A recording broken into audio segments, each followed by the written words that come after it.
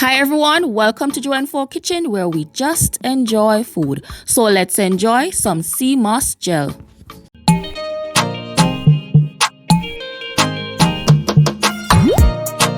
Alright, so I have exactly 1 ounce of sea moss here, or Irish moss as we call it here in Jamaica. And from this little amount you're going to get so much gel. Just watch until the end, guys. And in case you're wondering where I source mine, as I said before, I live in Jamaica, so I buy mine locally from the fisherman. So making sea moss into a gel is a very simple 3-step process. First you clean it, then you soak it, then you blend it. Step 1, cleaning the sea moss. Alright, so a lot of persons are against using tap water to wash or clean their sea moss. Due to the additives that are in the tap water, it is believed that this might compromise the integrity of the sea moss. I personally believe that it depends on where you live and the quality of your tap water. However, to be on the safer side, I use filtered water to wash mine. You can use spring water to wash it if you prefer that, or use the tap water. It's totally up to you. So I'm going to wash this at least 3 times.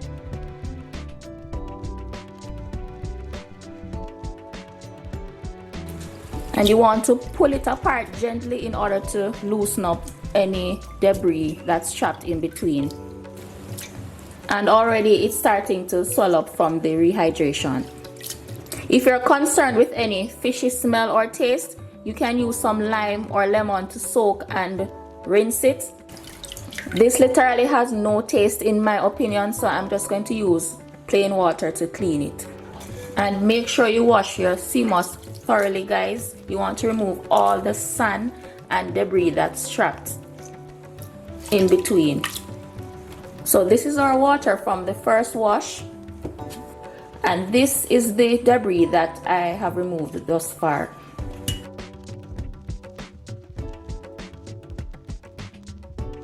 So this is after the second rinse. Our water is looking a lot more clearer.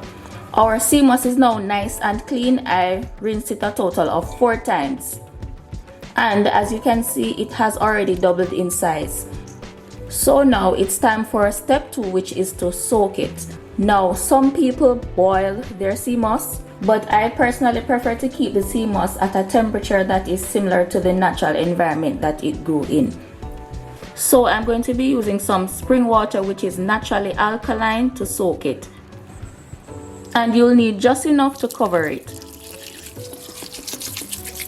I'm going to cover it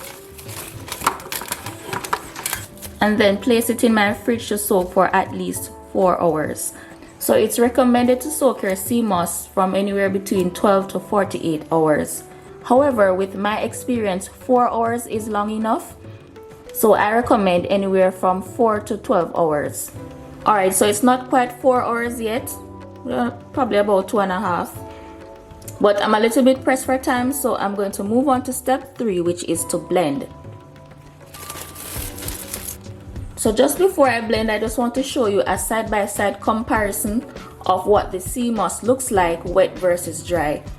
So this is 1 ounce of dry sea moss, and this is 1 ounce of soaked sea moss.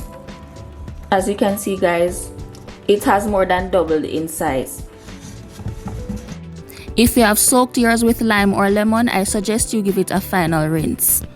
So first thing before blending, I'm going to save 1 cup of the water that we soaked the sea moss in, and this is what we're going to use to blend our sea moss into the gel. So we won't be needing this much water for this recipe, but I recommend saving at least 1 cup because you might want yours a little bit thinner than the consistency that I'm going to blend mine to. So depending on how well you rinse your sea moss, you might see a little bit of debris left after you soak it.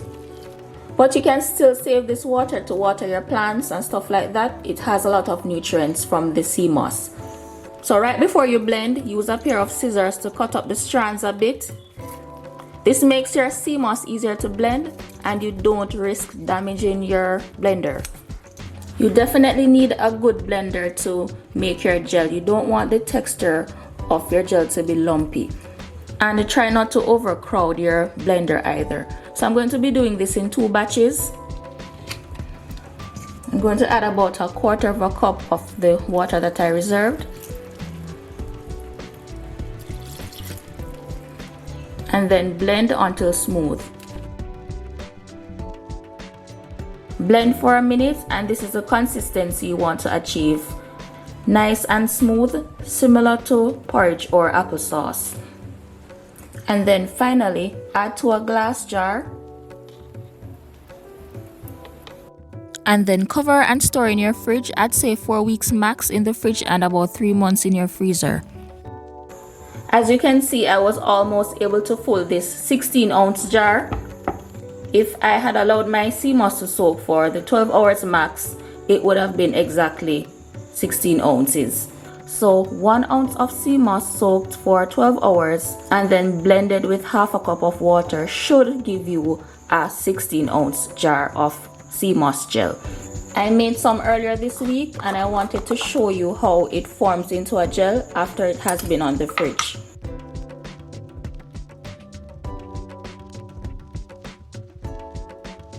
Hope you found this guide on how to make sea moss gel to be helpful. Please like and share the video. It helps the video to trend when you do. Subscribe to the channel if you haven't yet subscribed, and follow me on all my other social media accounts, which are all linked down below. Thanks for watching, and until next time, live life to the fullest and just enjoy food.